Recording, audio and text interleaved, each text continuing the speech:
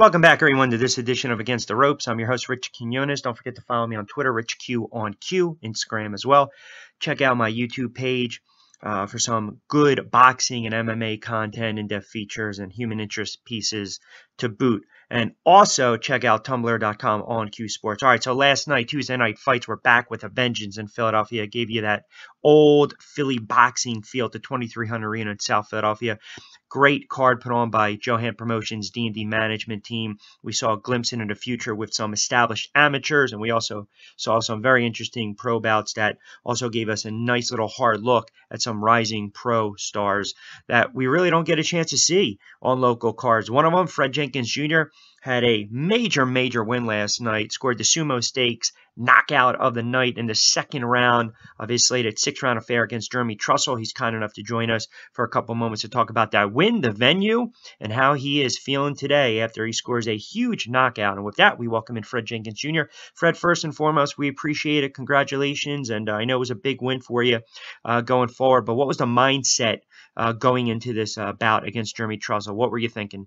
I mean, my thoughts was just do what I love doing, and that's fighting. I just like being in the ring. I like fighting. So, I mean, whatever comes, comes. And I mean, he came on swinging, and I said, all right, I got to swing back in.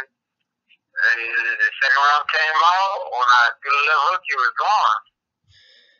You know, the funny thing about last night is the first 10 seconds, 15 seconds, and I kind of said this to you afterwards, after the broadcast and speaking with you, you basically went to the body right out of the gate. And I think you let him know that you were there, you were going to hang around, you were just going to be a little more ambitious, a little more driven and work the body, slow him down a little bit. Now, here's a kid that has been very tentative his last couple of fights after he suffered the first knockout loss of his career. Did you sense that in that first round he was a little tentative and you just were able to really just take advantage of that and work that body and slow him down and score?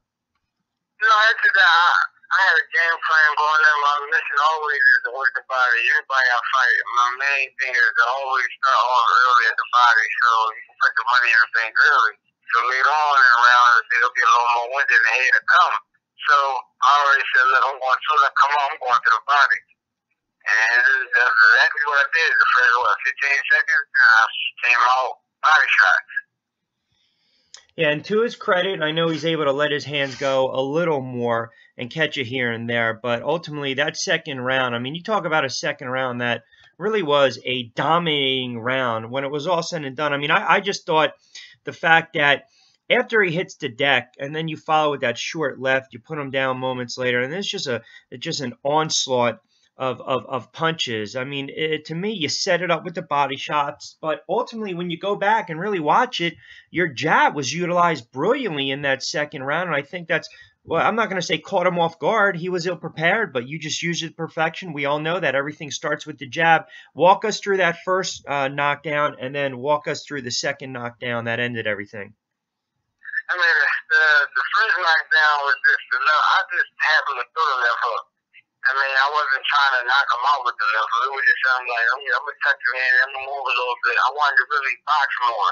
I didn't really want to go toe-to-toe. I'm going to go in and go out, go in, go out. When I go in, some kind of throw punches, and when you come out, throw a punch coming out. And that's how I tried with the first left hook. And the other one from the other day, he went down, oh, dang. Then once I feel like our hand getting up, and I look, he got us, and I got to finish him, and then I just went. Like, I went for the kill. Once I seen that he was hurt, I said, I got to finish him now. And that's all. And I always start from the bottom, like, like, I throw a lot. I'm a combination puncher. I throw a lot of punches and punches, especially when I'm in a pocket. I go top, bottom, and bottom to top, and that's one of my greatest attributes.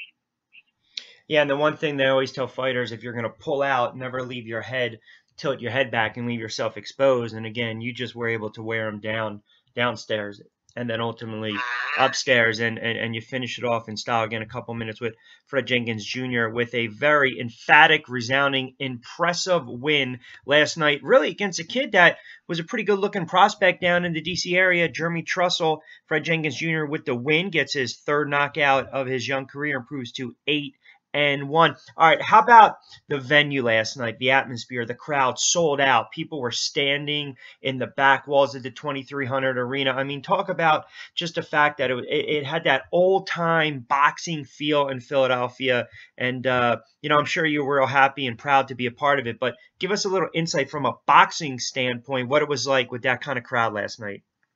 It felt good because I grew up going to the Blue Horizon, so it felt like the Blue Horizon days, and I as a kid going and watching some of the great Philly fighters inside of the Blue, and now we got something that's almost similar that can be even better than the Blue Horizon. It was a good thing to be a part of it. Now, like growing up, I used to see and watch. Now I'm actually the main attraction. It was a great feeling, man. That's what made me like tell myself, look, you really got to put on a show.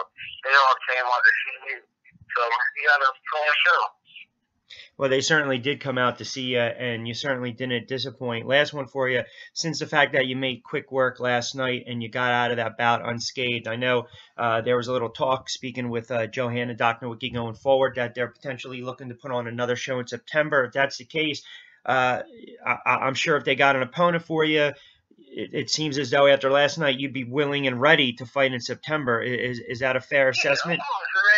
I'm willing to fight at any given time. As long as I'm in shape, that's all that matters. I mean, I don't really worry too much about the opponent as long as I'm in shape and the money is right. And we can, I can have fun again. I just like fighting. I mean, that's all it is with me.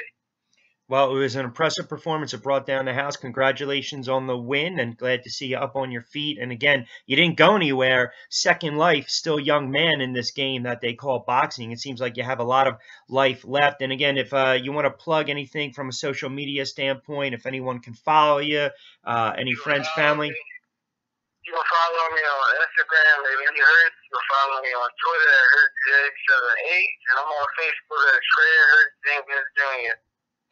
Well, look, it's always a pleasure, pal. I enjoyed calling it last night, and congratulations, and, we'll talk soon. Thanks, man. Appreciate it.